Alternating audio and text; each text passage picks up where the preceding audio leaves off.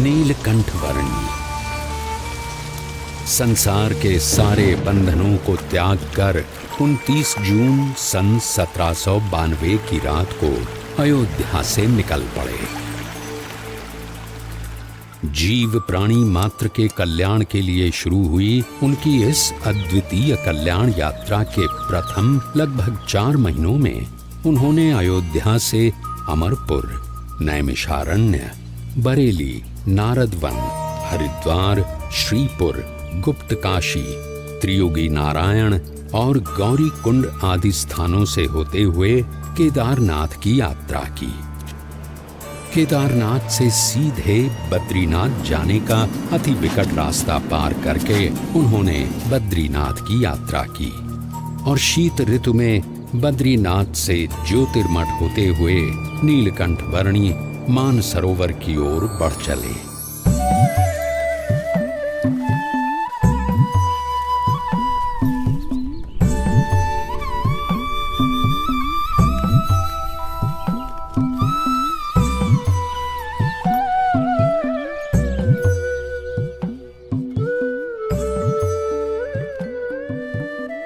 सत्यं वद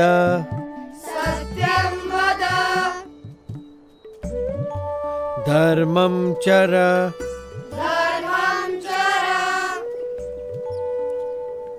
सत्यान्न प्रमदितव्यम्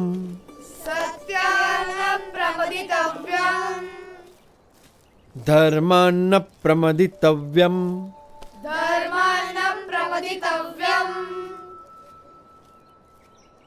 धर्म पालन, अहिंसा, सेवा, यह सब अच्छे मनुष्य जीवन के लक्षण हैं और इसीलिए इन सब सद्गुणों को अपनाते हुए परोपकारी जीवन जीना चाहिए।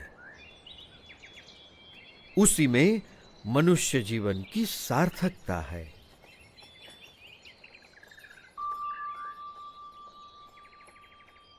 बड़े ध्यान से सब सुन रहे हो। क्या समझ में आ रहा है? कुछ प्रश्न हो तो जरूर पूछना, झिझकना मत। निस्वार्थ सेवा भावना और सदाचार में कोई बुराई नहीं है, पर केवल सत्वगुणी प्रवृत्तियों से ही जिया गया जीवन परम कल्याण के लिए पर्याप्त है। जन्म से लेकर मृत्यु तक यदि केवल इन सब में ही जीवन व्यतीत हो तो स्वयं का कल्याण कैसे होगा?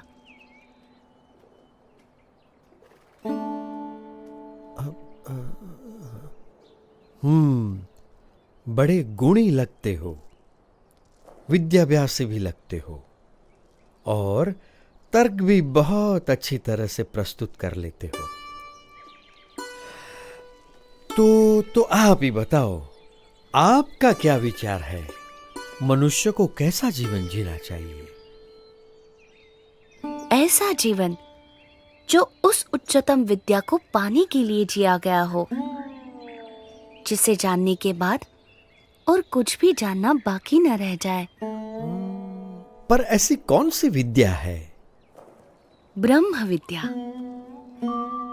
जिससे अपने अहंकार, स्वभाव, अज्ञान, इंद्रियों एवं अंतःकरण की गुलामी, हर प्रकार के दुख, सारे बंधन, जन्म मरण के चक्कर, इन सब से मुक्ति पाकर आत्यंतिक कल्याण प्राप्त होता है। पर केवल स्वयं के कल्याण के लिए जिया गया जीवन स्वार्थ सिद्धि का पर्याय बनकर ही नहीं रह जाएगा। यदि व्यक्ति यथार्थ रूप से आत्यंतिक कल्याण के मार्ग पर चल पड़े तो उसका जीवन अपने आप ही सबके लिए कल्याणकारी बन रहता है, एक यज्ञ के समान बन जाता है। सबकी भलाई का यज्ञ, सबकी सेवा का यज्ञ, सबके कल्याण का यज्ञ। अच्छा, पर आप हो कौन? मैं नीलकंठ हूं। आप इस उम्र में ऐसे अकेले क्यों निकल पड़े हो? सबको परम कल्याण के मार्ग पर प्रेरित करने के लिए यही मेरे जीवन का उद्देश्य है। उम्र से तो आप शिष्य जैसे लगते हो, पर ज्ञान से गुरु हो।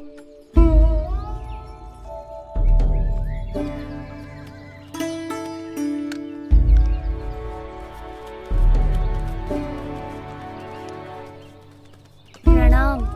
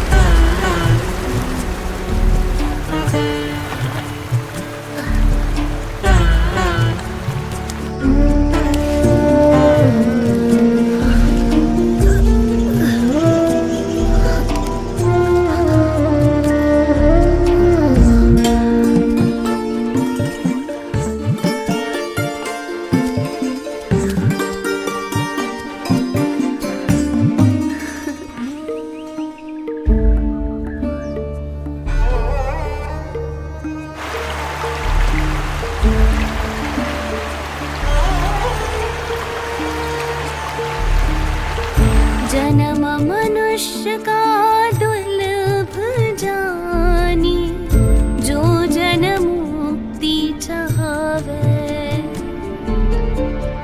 ममारु सम संतन संगे, परम मुक्ति को पावे।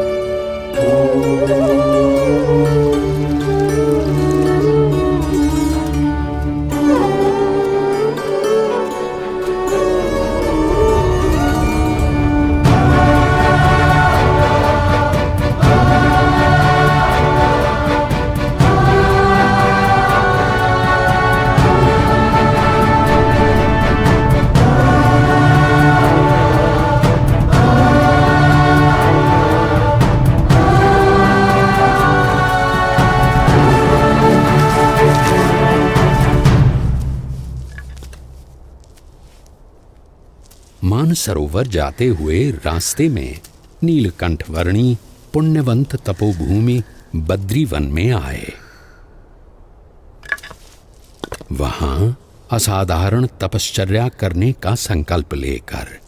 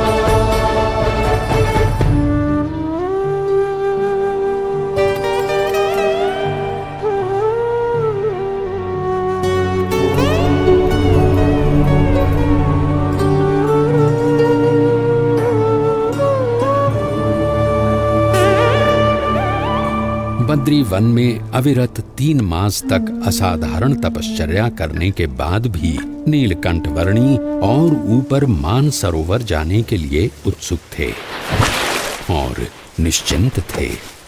और यहाँ नीचे ज्योतिर्मठ में बद्रीनाथ मंदिर के पुजारी जी चिंतित थे। पुजारी जी, ऐसा हिमप्रपात तो हर साल शीत ऋतु में होता रहता है, आप इतने चिंतित क्यों हो गए? क्योंकि इस साल शीत ऋतु में एक नन्हा बालक मानसरोवर की ओर चल पड़ा है। हमें यहाँ इतनी संरक्षित जगह पर रहते हुए भी चिंता हो जाती है, तो उसे वहां कितनी चिंता होती होगी, कितना डर गया होगा वो।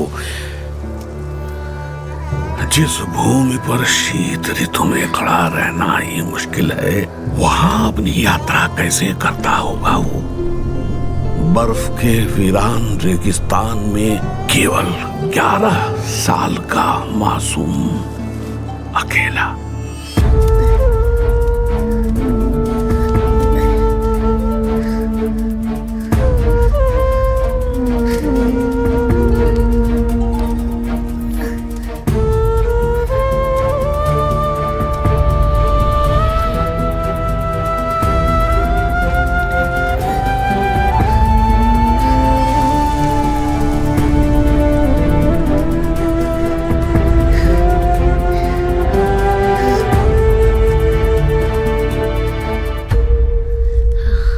रुके हुए रास्तों से भी मार्ग निकालकर नीलकंठ वर्णी आगे बढ़ रहे थे।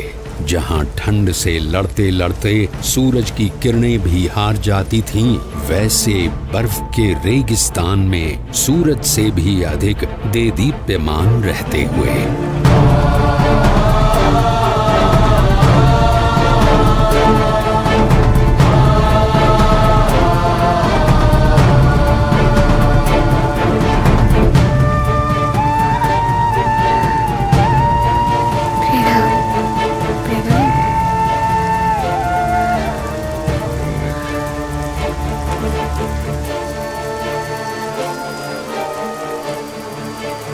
सन 1793 की शीत ऋतु के प्रारंभ में नीलकंठ वर्णी ज्योतिर्मठ से बढ़ चले थे और शीत ऋतु के बढ़ते हुए प्रभाव के साथ उनके चरण और आगे बढ़ रहे थे, भारत के उत्तर में तिब्बत में स्थित मानसरोवर की ओर।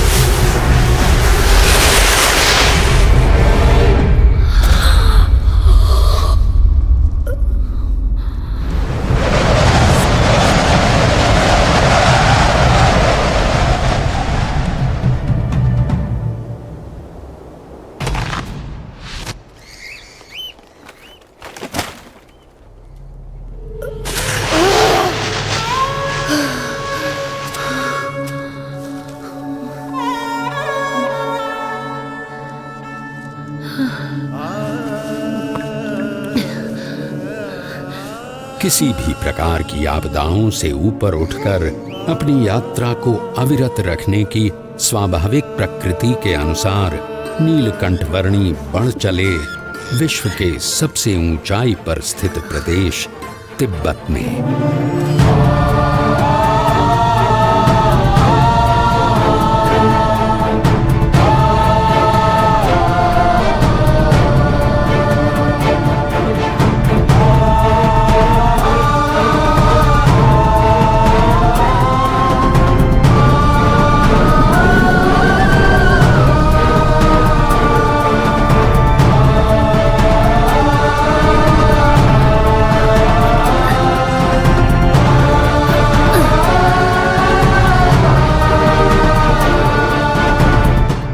मानो कोई भी विपत्ति ऐसी बनी ही नहीं थी जो नीलकंठ वर्णी के सदा आगे बढ़ रहे चरणों को रोकने में समर्थ हो।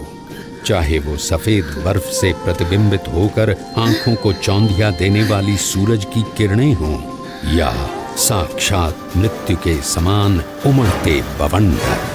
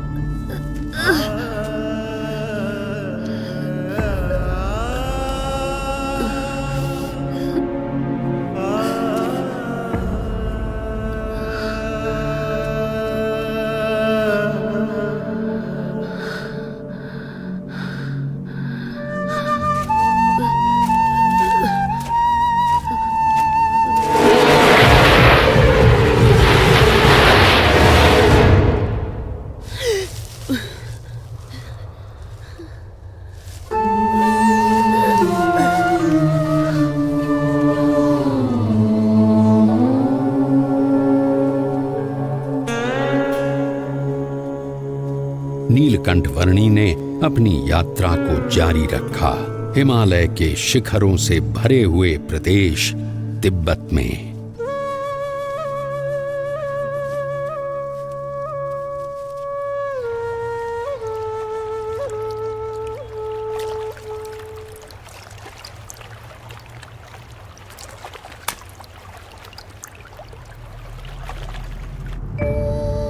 हिमालय के उत्तुंग बर्फीले पर्वतों का विश्व तिब्बत, जिसकी औसतन ऊंचाई 16,000 फीट है और जो विश्व की छत कहलाता है, वहां शीत ऋतु में 0 से नीचे 40 अंश तक के तापमान में नीलकंठ वर्णी अकेले मानसरोवर की ओर बढ़ रहे थे।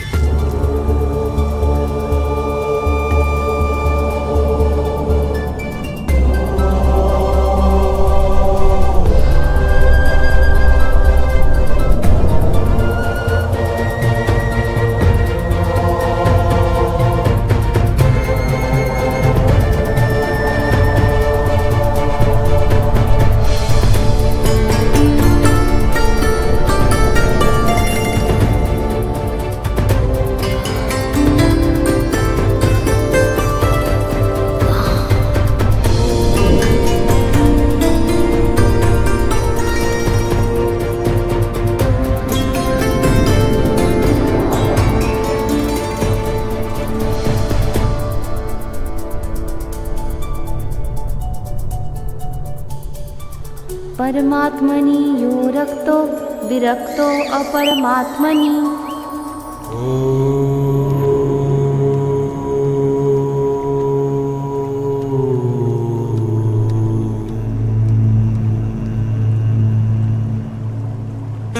ज्योतिर्मठ से मानसरोवर की यात्रा शुरू करने के लगभग 4 महीनों के समय में नीलकंठ वर्णी आ पहुंचे कैलाश पर्वत के निकट स्थित क्षेत्र में।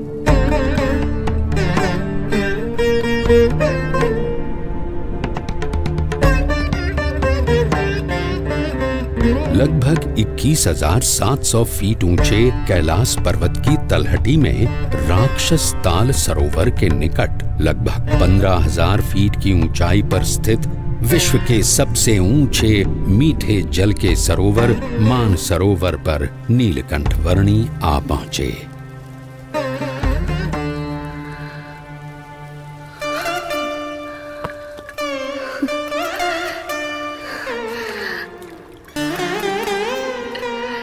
मानस क्षेत्र की प्राण घातक शीत ऋतु में नीलकंठ वर्णी ने संकल्प किया लगभग 320 वर्ग किलोमीटर में फैले हुए मानसरोवर की लगभग 88 किलोमीटर लंबी परिक्रमा करने का।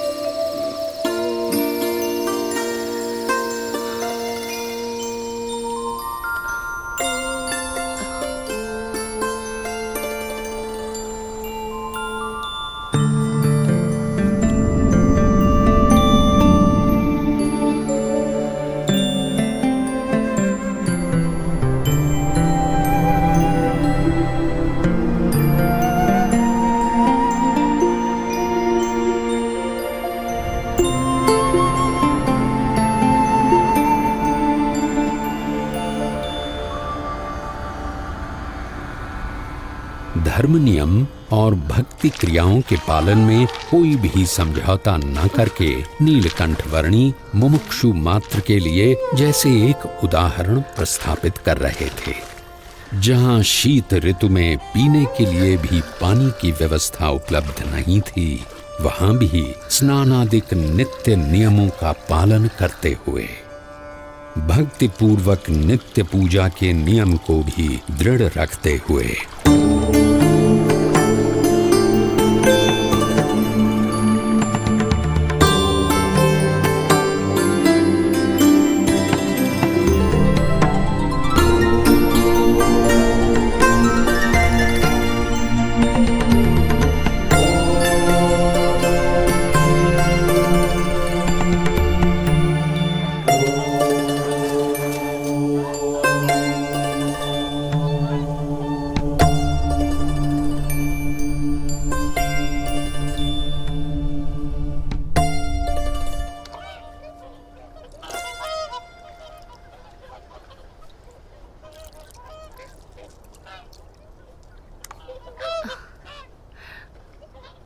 इस जन्म में आप सब हंस हैं और अगले जन्म में आप मेरे परम हंस बनेंगे। इस जगत में साधुत्व के जो परम विशिष्ट आदर्शों का सृजन होगा, उसका आप सब हिस्सा बनोगे। पश्चिम दिशा में मुमुक्षु मेरी प्रतीक्षा में है। भविष्य में वहां मेरा कार्यक्षेत्र होगा। समय आने पर आप सबको वहां मनुष्य जन्म मिलेगा। मैं वहीं आपको मिलूंगा।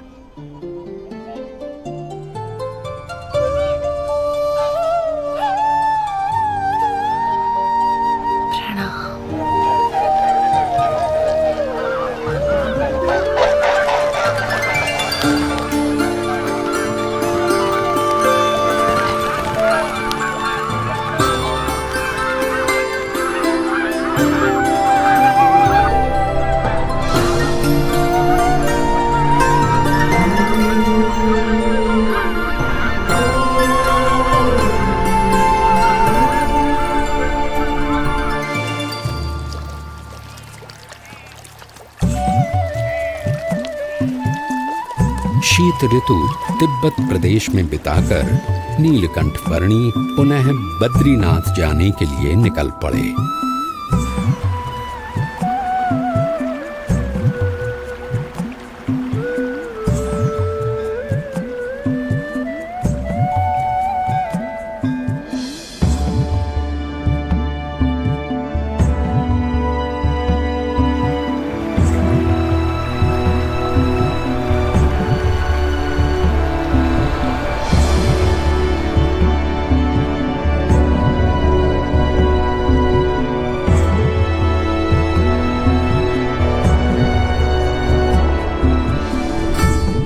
अलकनंदा नदी के किनारे स्थित बद्रीनाथ में नीलकंठ वर्णी पुनः आ पहुंचे।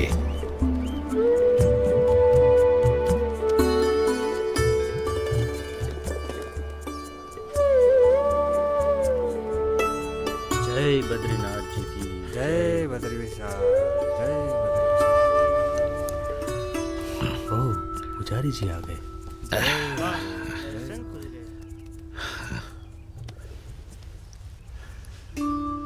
नमो नारायण, नमो नारायण।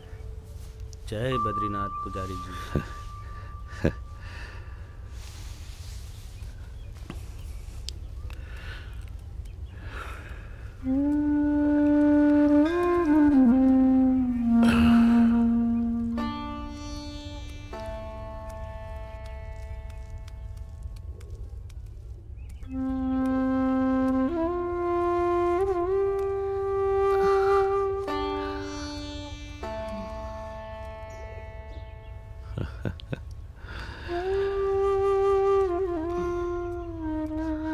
नीलकंठ वर्णी,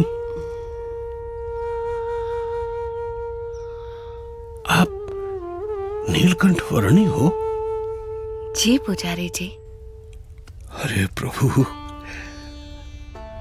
जब भी आपको याद करता था तब चिंता होती थी कि आप किस हाल में होंगे, जीवित भी होंगे या नहीं। जाते समय मैंने आपको कहा था ना कि मैं आपसे फिर मिलूंगा, सो आ गया। परंतु आपका शरीर?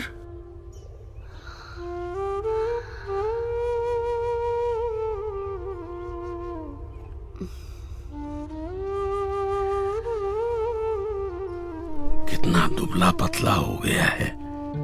चलिए सबसे पहले कुछ अन्न ग्रहण कर लीजिए। आइए प्रभु, पधारिए। यहां से चलिए प्रभु, इस तरफ से पधारिए।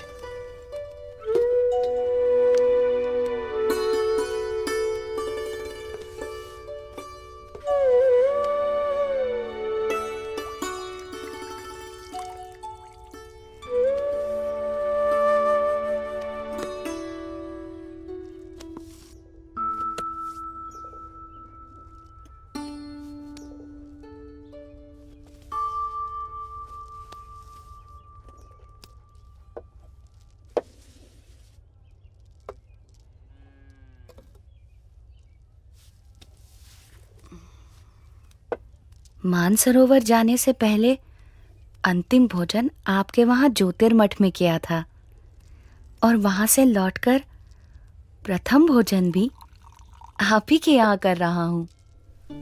अकल्पनीय। वहां ऊपर 6 महीने तक आप क्या खाकर जीवित रहे? वायु।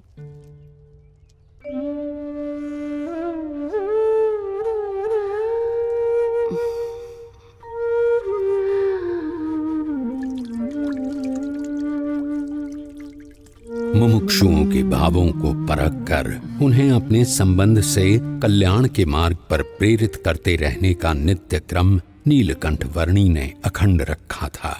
उनके साथ उनकी जगहों पर उनके ही जैसे बनकर रहते हुए। इस दुर्लभ मनुष्य जीवन का उपयोग परम कल्याण के लिए होना चाहिए, नाशवंत भौतिक सुखों के लिए नहीं। और कभी प्रत्यक्ष रूप से साथ रहने का योग ना रहे तो अपनी स्मृतियों और वचनों के सहारे कल्याण के मार्ग पर चलते रहने का सुयोग करवाते हुए। प्रभु, आपने कहा था कि आपकी यात्रा कल्याण के लिए है, परंतु आपकी इतनी कष्टदायक यात्रा से किसी का कल्याण कैसे होगा? इस पृथ्वी पर जगह जगह पर अनेक मुमुक्षु हैं जो सच्चे भक्ति भाव से साधना कर रहे हैं। मुझे यात्रा करके उनसे भेंट करनी है, उन्हें कल्याण के मार्ग पर प्रेरित करना है। दूसरों के कल्याण के लिए स्वयं पर इतना कष्ट? नीलकंठ, आपकी यात्रा सच में कल्याण यात्रा ही है। मेरा परम सौभाग्य कि मुझे आपकी सेवा का अवसर मिला। मेरा ध्यान रखने के लिए आपका भी धन्यवाद। आप अपना विशेष ध्यान रखिएगा नीलकंठ वर्णी। शुभम भवतु। प्रणाम।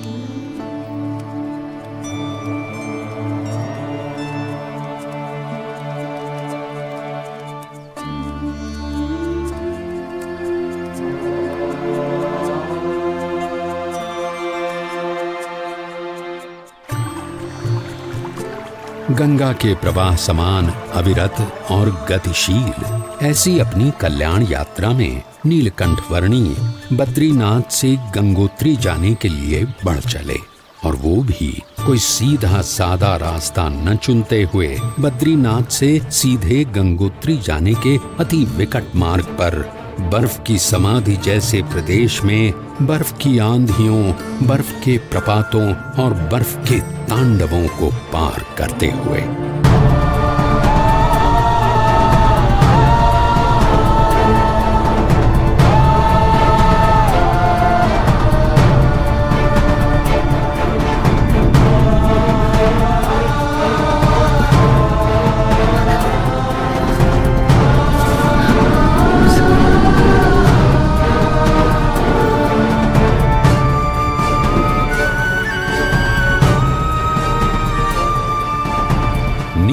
वर्णी गंगा जी के उद्गम स्थान गौमुख आ पहुंचे।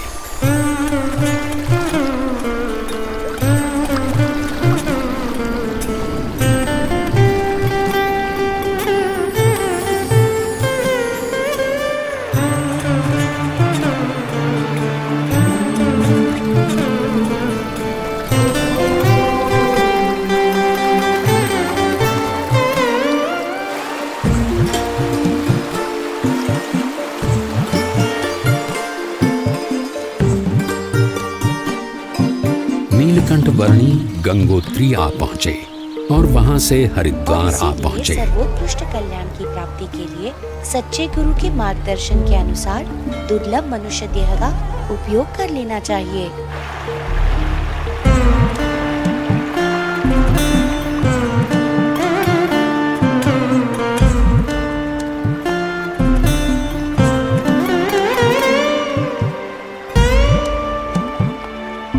बहुत बारिश होने वाली है, जल्दी घर चलो। चलो बाबा जल्दी घर पहुंचा। चल भाई चल।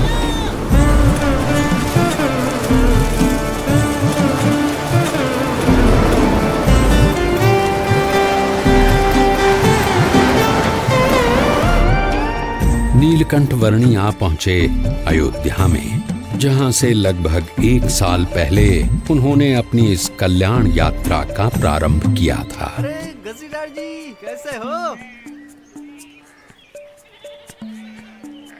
जिसकी गली गली में नीलकंठ वर्णी के बाल घनश्याम स्वरूप की अनेक स्मृतियों के भंडार भरे हुए थे, उस अयोध्या नगरी में सब कुछ पूर्ववत यथावत लग रहा था।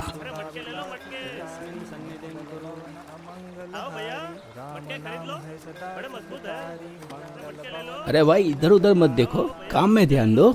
ये मेरे सर पे रख दो। अब जाओ। क्या सोच में पड़े हो महाराज? हाँ?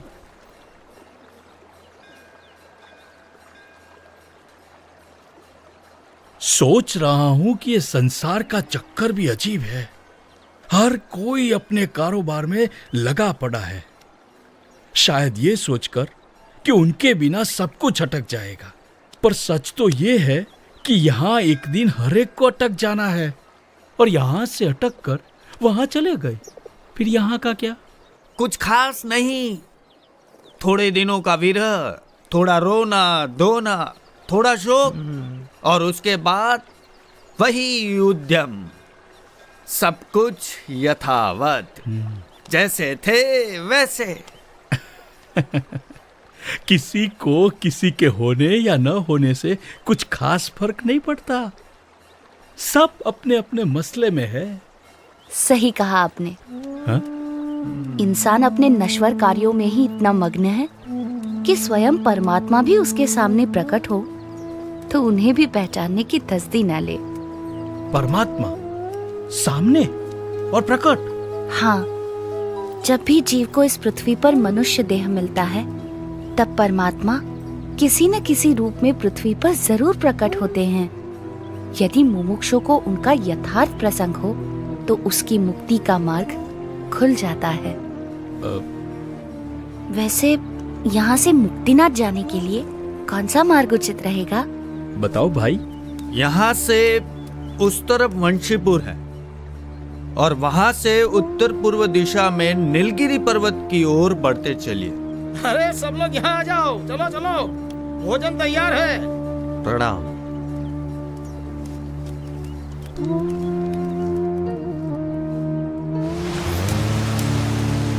नीलकंठ वर्णी ने लगभग 1 साल पहले अयोध्या से अपनी कल्याण यात्रा का प्रारंभ करते हुए सरयू नदी में कूदकर उसे पार करके जाने का मार्ग अपनाया था, और आज अयोध्या से मुक्तिनाथ की ओर जाने के लिए भी उन्होंने वही मार्ग अपनाया।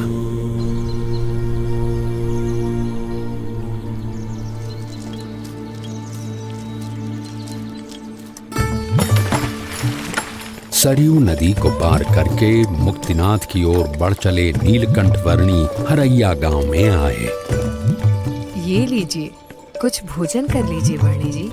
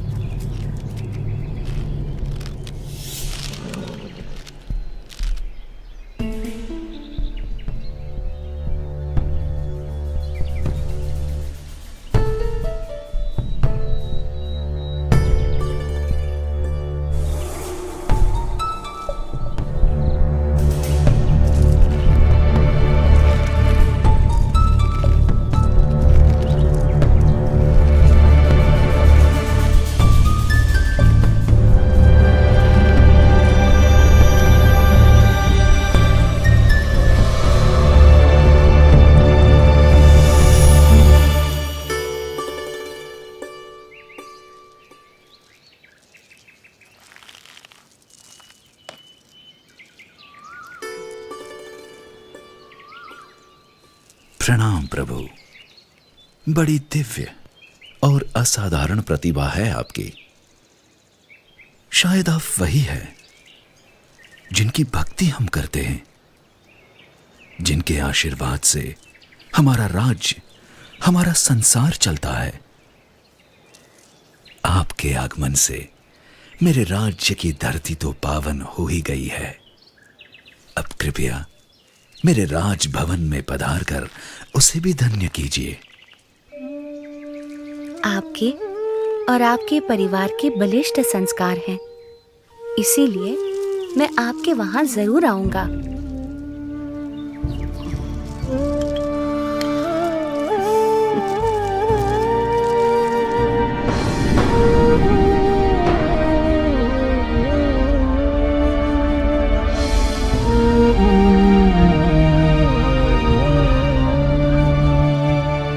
नीलकंठ वर्णी वंशीपुर गांव आ पहुंचे। कोई कहियो रे प्रभु आवन की, कोई कहियो प्रभु आवन की, मन भावन की, प्रभु आवन की, मन भावन की, कोई कहियो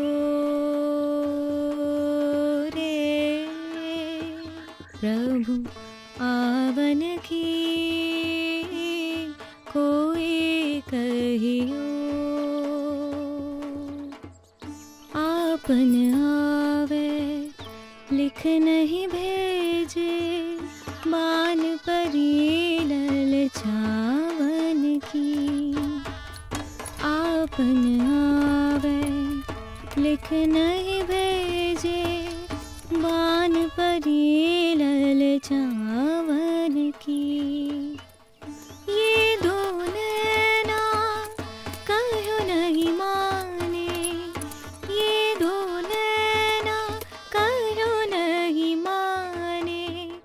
नदियाँ बहे जैसे सावन की, नदियाँ बहे जैसे सावन की। कोई कहियो। ये महाराज पैदल चलकर क्यों आ रहे हैं? हाँ? और घोड़े के ऊपर कौन बैठा है? देखूं तो महाराज पैदल, अवश्य ही कोई विशिष्ट अतिथि होंगे।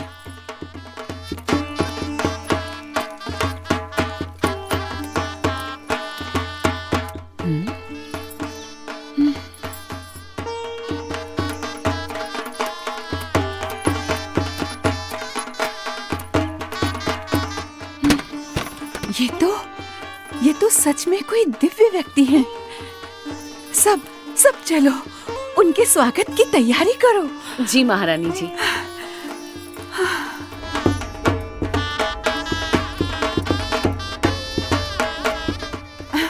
और सुनो, राजकुमारी ईला और सुशीला को भी बुला लो। जरूर महारानी जी।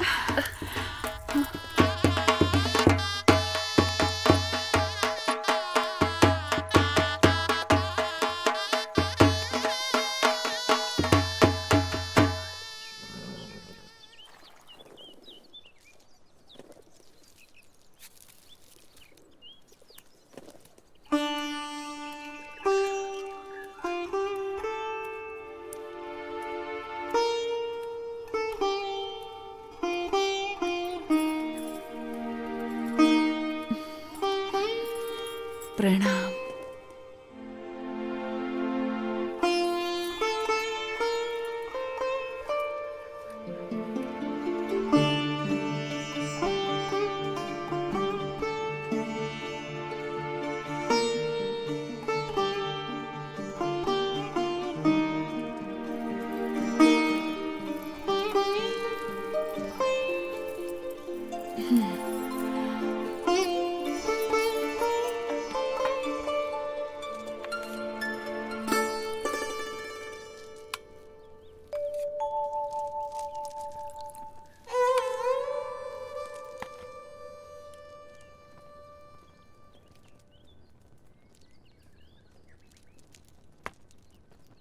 वर्णी जी, हमारे राजा धर्म पालन के आग्रही है और उसके फलस्वरूप उनके ऊपर ईश्वर की इतनी कृपा है कि उन्हें इतनी प्रतिष्ठा, इतना मान सम्मान, इतनी धन दौलत, इतना वैभव, ऐसा श्रेष्ठ भोजन, सब कुछ प्राप्त है।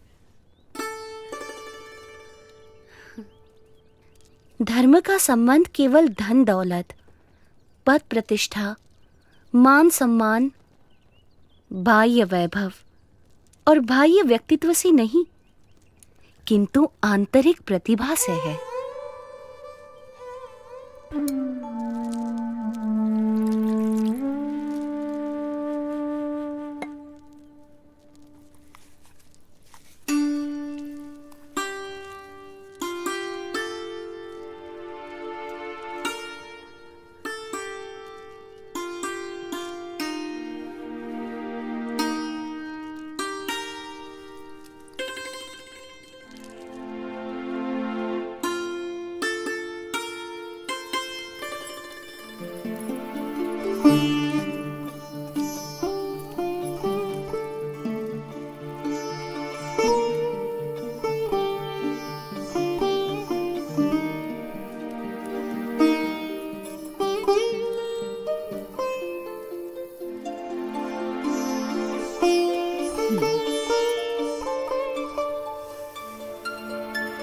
प्रभु, हमारा कोई पुत्र नहीं है। उस बात से मैं चिंतित रहती थी, पर अब आपके आने से मेरे पुत्र की कमी पूरी हो गई। अब आप यहीं रुक जाइए। आपके पूर्व जन्मों के संस्कार हैं और आपका भक्ति भाव भी है, इसीलिए मैं यहाँ आया हूँ। और आपकी तरह और कई मुमुक्षुओं को भी मुझे मिलना है।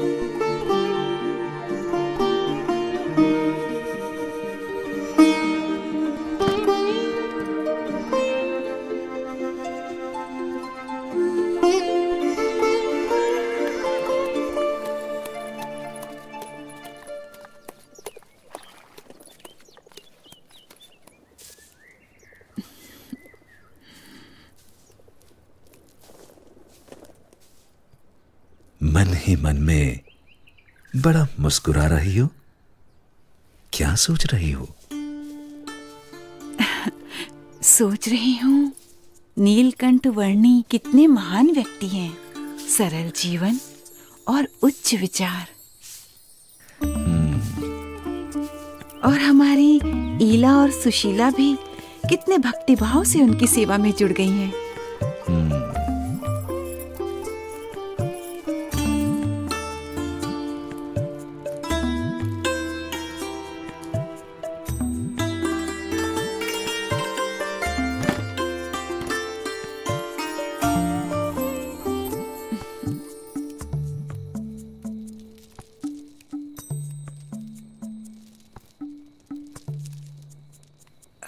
नीलकंठ वर्णी, कई दिनों से आप हमारे साथ हमारे स्वजन की तरह ही बस रहे हैं।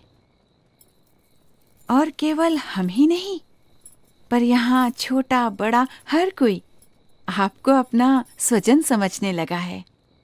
सभी को आपसे लगाव हो गया है। इतने दिनों से आपका जीवन निकट से देखकर हमें प्रतीति है कि आप कोई असाधारण दैवी तत्व हैं, साक्षात परमात्मा हैं। ये सब देखकर मेरे मन में एक विचार आ रहा है कि यदि आप हमेशा के लिए हमारे स्वजन बनकर रह जाएं, तो कितना अच्छा होगा। यदि समझ में आए तो मैं तो हमेशा के लिए सबका स्वजन हूँ, एक सच्चे स्वजन की तरह हमेशा सबके साथ ही रहता हूँ।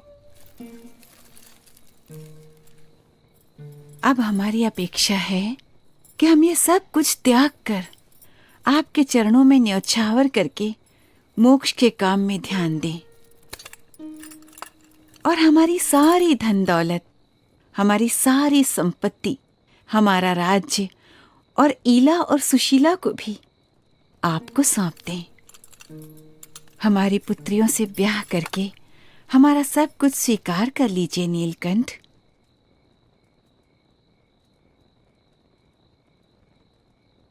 आप तो साक्षात परमात्मा हैं। आपसे अच्छा पति हमारी पुत्रियों को कहाँ मिलेगा? माते, जो सबका स्वजन है उसे केवल अपना बना लेना चाहती हैं। मैं आप सबको सारे बंधनों से मुक्त करना चाहता हूँ और आप मुझे ही ये सब बंधनों में बांधना चाहती हैं। बेटा, अभी जवानी फूटी नहीं है, इसलिए ऐसी बातें कर रहे हो। पर जब जवान हो जाओगे तब स्त्री सुख के बिना रह नहीं पाओगे। जब स्त्री सुख के लिए तड़पोगे तब एहसास होगा कि ऐसी सुंदर कन्याओं और ऐसे राज्य का प्रस्ताव ठुकरा करके तुमने बहुत बड़ी भूल कर दी। पर तब ये मौका निकल चुका होगा।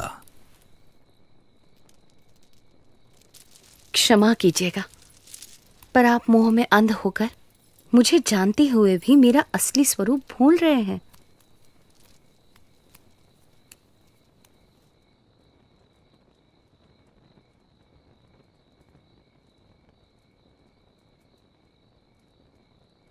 यही तो माया का प्रभाव है कि जो परमात्मा की उपस्थिति में भी आपको परमात्मा का सुख लेने नहीं देता है, और ऊपर से साक्षात परमात्मा में भी माया का भाव लाकर रख देता है।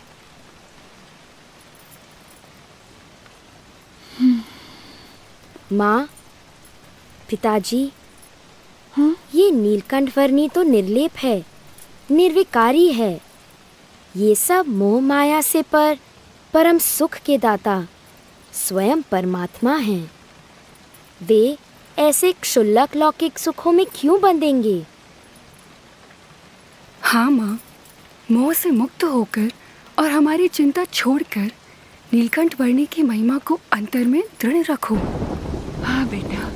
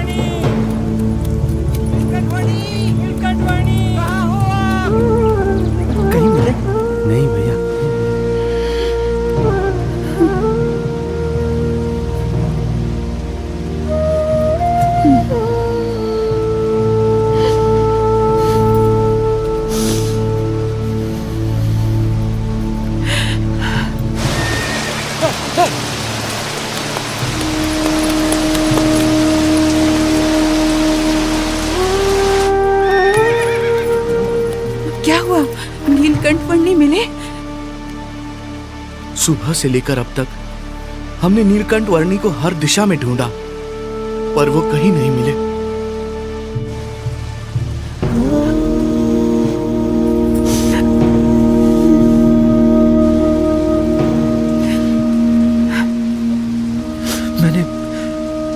मैंने दूर दूर तक ढूंढा, पर नीलकंठ वर्णी नहीं मिले।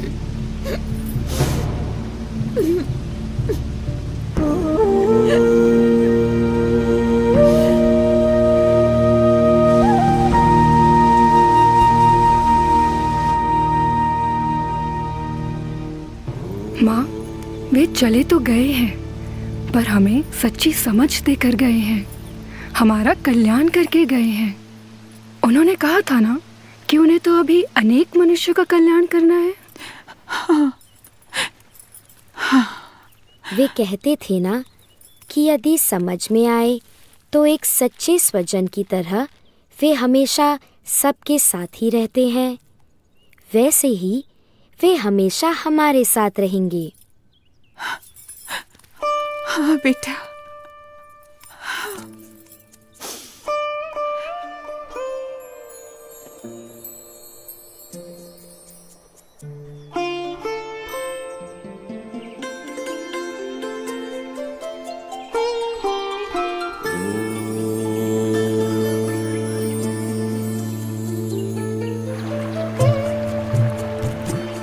हर एक को हर बंधन से मुक्त करके परम कल्याण के मार्ग पर प्रेरित करने के लिए जिनकी ये कल्याण यात्रा थी, वो नीलकंठ वर्णी किसी भी प्रकार के मायिक बंधनों में बंधकर कैसे रह सकते थे। अपनी कल्याण यात्रा को अविरत रखते हुए नीलकंठ वर्णी बढ़ चले वंशीपुर से मुक्तिनाथ की ओर।